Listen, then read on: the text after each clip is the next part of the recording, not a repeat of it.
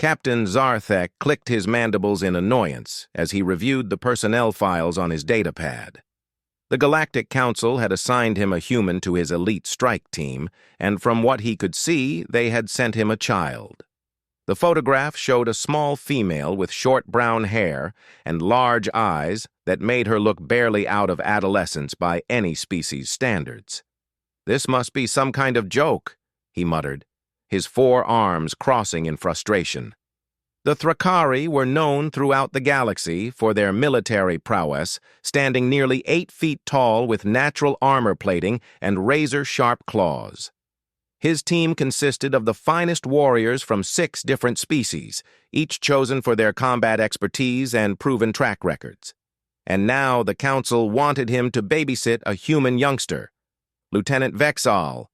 His second-in-command approached with the same datapad information.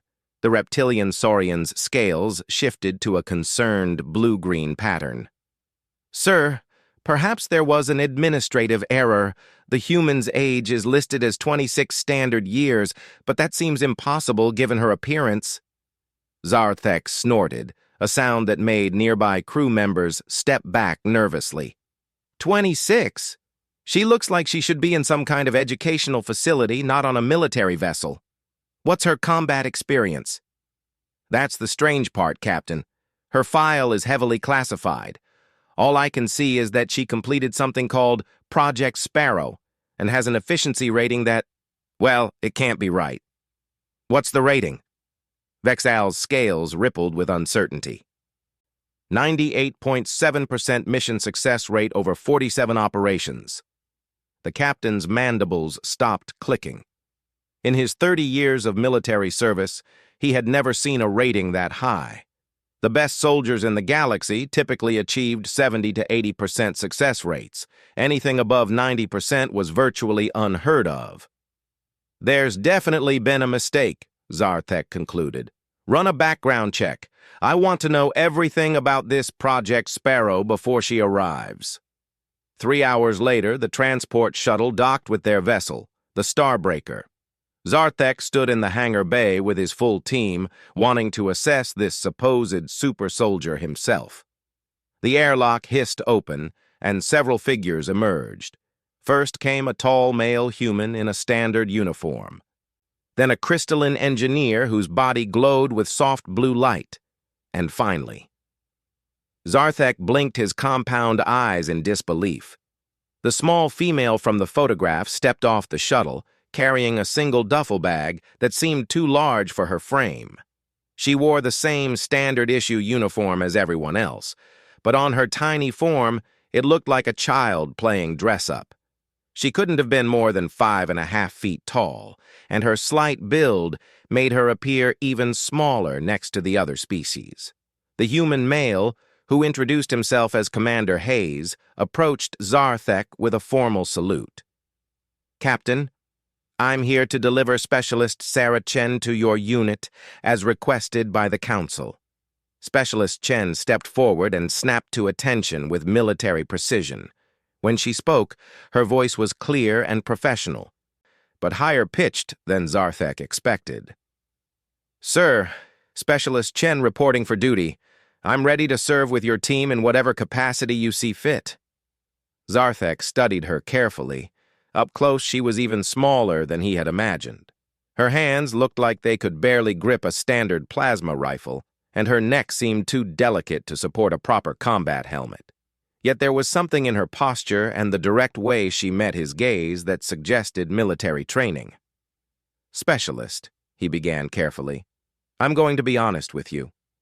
Your file indicates extensive combat experience, but frankly, you look like you should be in school, not on a warship. Can you explain this discrepancy?" Sarah's expression didn't change, but Zarthek caught a brief flash of something in her eyes. Amusement? Irritation? "Sir, I understand your concern. Humans mature differently than most species, and our appearance can be deceiving. I assure you that my training and experience are accurately reflected in my file." Commander Hayes cleared his throat. "Captain, if I may, Specialist Chen has been specifically requested for this mission by the Council's Strategic Command. Her unique skill set has proven invaluable in situations requiring precision. What kind of precision? Vexall interjected, his scales showing skeptical yellow patterns. Sarah answered before Hayes could respond. Close quarters combat, infiltration, and elimination of high-value targets, sir. My size and appearance allow me to access areas and approach targets that larger operatives cannot. Zarthek felt a chill run down his spine. The way she said elimination was completely matter-of-fact, as if she were discussing maintenance schedules rather than taking lives. For just a moment, her childlike appearance seemed to shift, and he glimpsed something harder underneath. Well, he said slowly, I suppose we'll find out soon enough. Your quarters are on Deck 7, Section C. We deploy to the Xerion system tomorrow morning for a reconnaissance mission. Nothing too complicated for your first assignment with us. Sarah nodded crisply. Understood, sir. Will there be any mission briefing tonight? 1900 hours in conference room 2. Don't be late. As Sarah picked up her bag and followed a crew member toward the quarters, Zarthek's team gathered around him. The group consisted of himself, Vexall, a massive Garathian heavy weapons specialist named Thok, whose rock-like skin could deflect most small arms fire, a pair of twin Zilithian scouts, whose forearms and enhanced reflexes made them perfect for rapid reconnaissance, and a Vorthan sniper whose compound eyes could track targets across impossible distances. Captain, Thok rumbled, his voice like grinding stone, that human child will be a liability. In combat situations, we'll spend more time protecting her than completing the mission. The Zilithian twins, Kix and Rax, chittered their agreement in their native language. Their rapid hand gestures indicated their shared concern about bringing such a fragile-looking creature into dangerous situations. I have to agree, said Morth, the Vorthan sniper. His multifaceted eyes focused independently as he spoke. A disconcerting habit that even his teammates found unsettling. Humans are already considered a relatively weak species physically. This one appears to be below average even for her kind. Zarthek raised one of his arms for silence. I understand everyone's concerns, and frankly, I share them. However, the Council's strategic command doesn't make personnel decisions lightly. There must be something we're not seeing. What about her claimed success rate? Vexall asked. Could the file be genuine? Impossible, Thok declared. No soldier, regardless of species, achieves that level of success without significant physical capabilities or advanced technology. She has neither. Zarthek studied the empty hangar bay where Sarah had stood moments before. Something about the human bothered him, though he couldn't identify what. It wasn't just her appearance. There had been something in her eyes, a depth that seemed inconsistent with her youthful features. We'll proceed as planned, he decided. Tomorrow's mission is low-risk reconnaissance. We'll evaluate her performance in the field and make adjustments as necessary. If she proves to be a liability, I'll request her transfer. The team dispersed to prepare their equipment, but Zarthek remained in the hangar, lost in thought. In his experience, the Council rarely made mistakes in personnel assignments. They were too thorough, too careful about military efficiency. If they had sent him Sarah Chen, there was a reason. Later that evening, the team gathered in Conference Room 2 for the mission briefing. Sarah entered precisely at 1900 hours, carrying a standard-issue datapad and a cup of what appeared to be human coffee. She took a seat at the far end of the table, her feet barely touching the floor in the chair designed for larger species. Zarthek activated the holographic display, showing a three-dimensional map of the Xerion system. Our mission is straightforward reconnaissance. Intelligence indicates that the rebel faction led by Warlord Krex has established a base on Xerion Prime's third moon. We need to confirm the location, assess their defensive capabilities, and identify potential weaknesses. He manipulated the display to zoom in on the moon's surface. The terrain is mostly rocky outcroppings with limited vegetation. Gravity is 0.7 standard, atmosphere is breathable for most of our species. The rebels have approximately 200 fighters, mostly light infantry with basic weapons. Sarah raised her hand. Sir, what's the extraction plan if we're discovered? Standard protocol. Emergency beacon, orbital bombardment of the site, pick up at the secondary rendezvous point. What about collateral damage assessment? Are there civilian populations nearby? Zarthek paused, surprised by the question. Most soldiers didn't concern themselves with such details unless specifically asked to consider them. Negative. The moon is uninhabited except for the rebel base. Sarah nodded and made a note on her datapad. Rules of engagement? Reconnaissance only. We observe and report. No engagement unless absolutely necessary for survival. The briefing continued for another hour, covering equipment loadouts, communication protocols, and contingency plans. Throughout the discussion, Sarah asked intelligent, relevant questions that demonstrated a clear understanding of military operations. Her inquiries were more sophisticated than Zarthek expected from someone who looked like a recent academy graduate. As the meeting concluded, Sarah approached him privately. Captain, I noticed the mission profile doesn't include close-quarters contingencies. Given that we'll be operating in rocky terrain with limited visibility, shouldn't we prepare for potential hand-to-hand combat scenarios?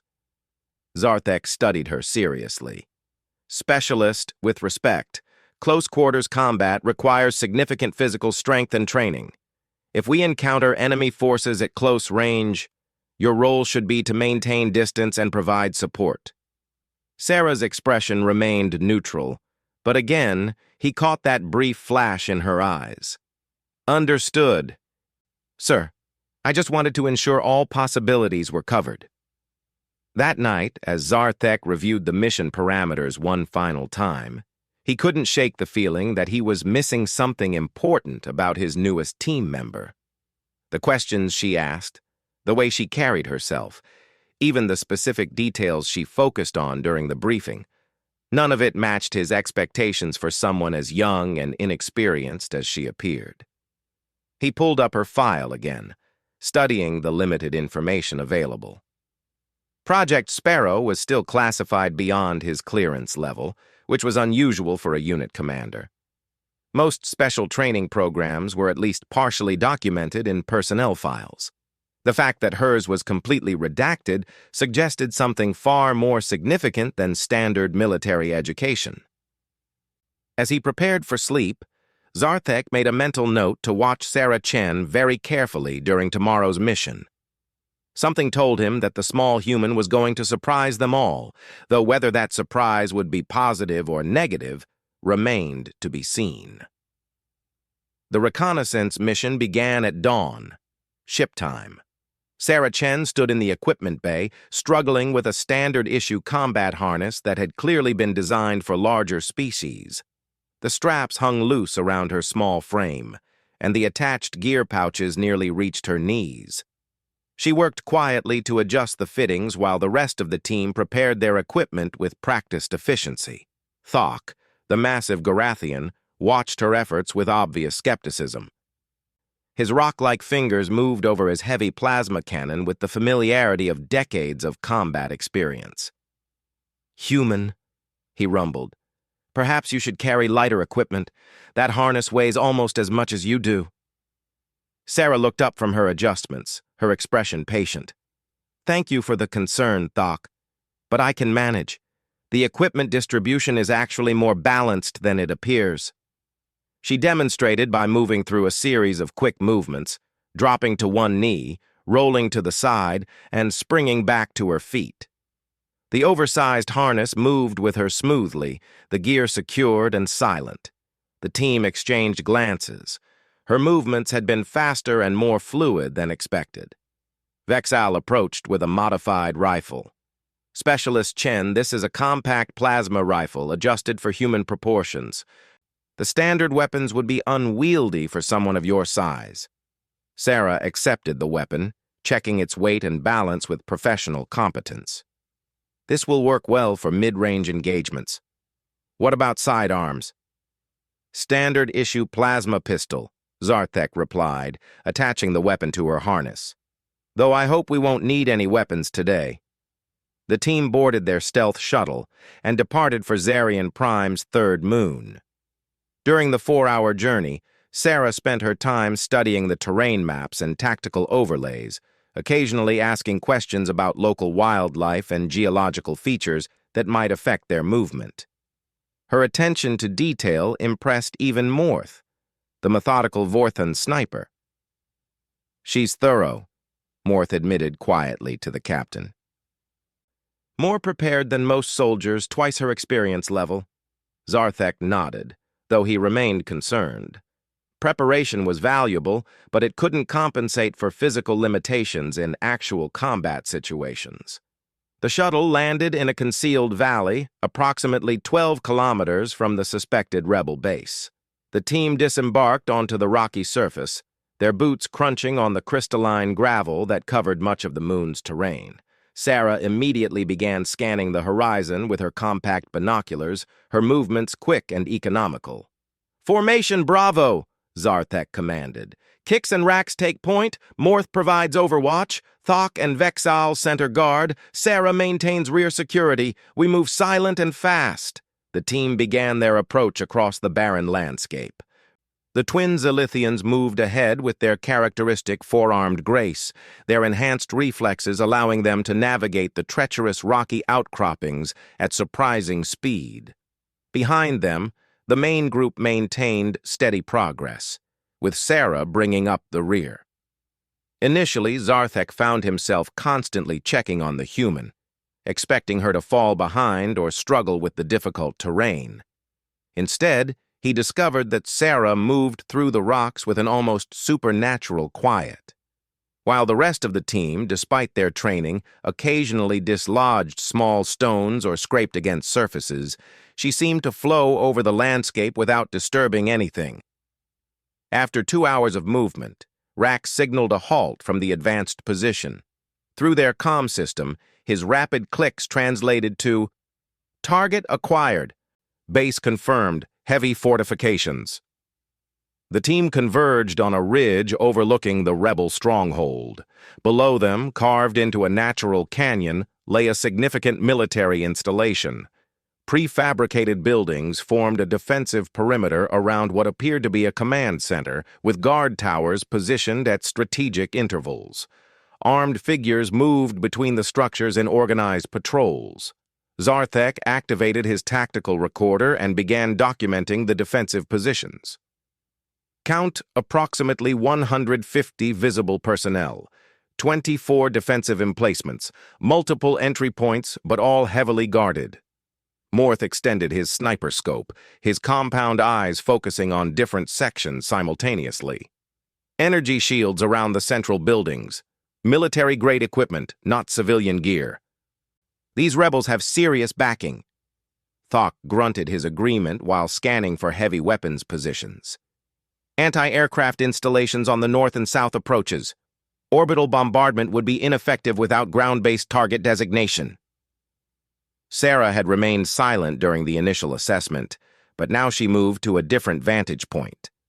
Using her compact binoculars, she studied the base layout with intense concentration.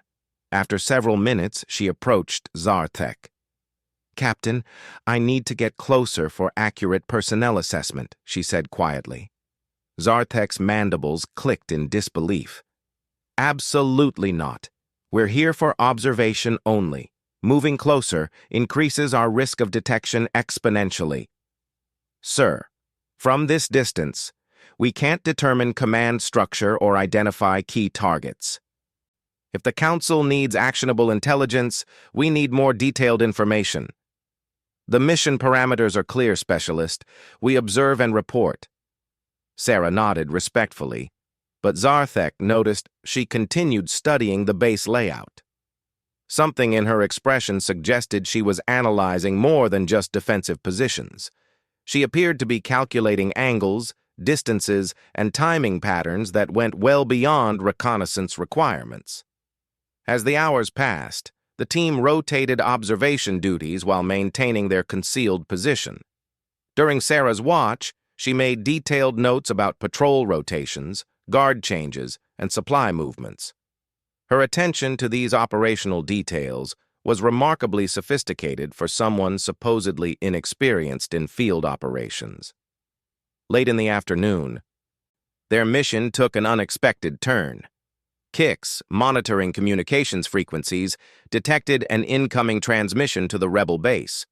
His translation indicated that a high-value prisoner was being transported to the facility, a Galactic Council diplomat who had been captured during negotiations gone wrong. Zarthek immediately contacted their command ship. Starbreaker Actual, this is Reconnaissance Team Alpha. We have a priority development. Hostage situation confirmed at target location. The response came back within minutes. Team Alpha, maintain position and continue observation. Hostage rescue teams are being mobilized. Estimated arrival time 18 hours. Vexal's scales shifted to an agitated pattern. 18 hours? That diplomat could be executed long before rescue forces arrive. Through his scope, Morth tracked the arrival of the prisoner transport. 3 vehicles, heavy escort. The diplomat is being taken to the Central Command building. Sarah had been listening to the exchanges with growing tension. Finally, she approached Zarthek again. Captain, 18 hours is too long. Intelligence suggests these rebels execute prisoners within 12 hours of interrogation completion. That's not our problem, Specialist. We're reconnaissance, not rescue. Sir, with respect, a small team could infiltrate the facility and extract the diplomat before rescue forces arrive. The defensive positions are designed to prevent large-scale assault, not individual infiltration. Zarthek stared at her in amazement. Are you suggesting that we, a 6-person reconnaissance team, assault a fortified position held by 150 enemy combatants? Not assault, sir. Infiltration and extraction. Hit the target and extract before they can organize a response. Thok laughed, a sound like grinding boulders. Little human, you have courage, but no sense. Such an operation would require elite special forces, not a reconnaissance team with... He gestured at her small form. Limited combat capability. Sarah's expression remained calm, but something shifted in her posture.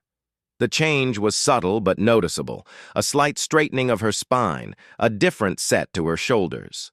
When she spoke, her voice carried a quiet confidence that hadn't been there before. I've successfully completed similar operations under worse conditions. The defensive layout has 3 weak points that could provide access routes. Guard rotation patterns create 12-minute windows of opportunity at 2-hour intervals. The next window opens in 47 minutes. The team fell silent. Sarah's sudden transformation from uncertain rookie to confident tactical analyst was jarring. She continued speaking, outlining an infiltration plan that demonstrated intimate knowledge of special operations procedures. Primary approach through the eastern drainage system, secondary extraction via the maintenance tunnels, distraction protocols using their own communication systems against them. Estimated completion time, 34 minutes from insertion to extraction. Zarthek found himself listening despite his reservations. The plan was surprisingly sophisticated, accounting for multiple contingencies and exit strategies. More disturbing was the casual way Sarah discussed disabling guards and neutralizing security systems. Where did you learn tactics like this? He asked slowly. For the first time since joining the team, Sarah hesitated. Project Sparrow covered extensive infiltration training, sir. What exactly was Project Sparrow? Another hesitation. I'm not authorized to discuss classified training programs, Captain. Morth lowered his scope and focused all his compound eyes on Sarah. I've never heard of any training program that could prepare someone your size for this type of operation. Sarah met his gaze steadily. Most people underestimate humans, especially young-looking ones. That's exactly what makes us effective. Before anyone could respond, Kix's urgent clicks interrupted the conversation. His translation indicated incoming communication intercepts from the rebel base. The diplomat's interrogation had begun ahead of schedule. Zarthek felt the weight of command decisions settling on his shoulders. By the book, they should maintain position and wait for proper rescue forces. However, the diplomatic implications of allowing a council representative to be tortured and executed while they watched from a nearby hilltop could be catastrophic. "How confident are you about this infiltration plan?" he asked Sarah. 97% probability of success, sir." The precision of her answer was unsettling. "And if you're wrong? Then we extract under fire and call for orbital bombardment to cover our withdrawal. The diplomat dies, but we survive to report the failure." Zarthek studied his team members. Vexal's scales showed conflicted patterns of duty and concern. Thok appeared skeptical but interested. The Zalithian twins were rapid clicking to each other in their native language, clearly debating the proposal.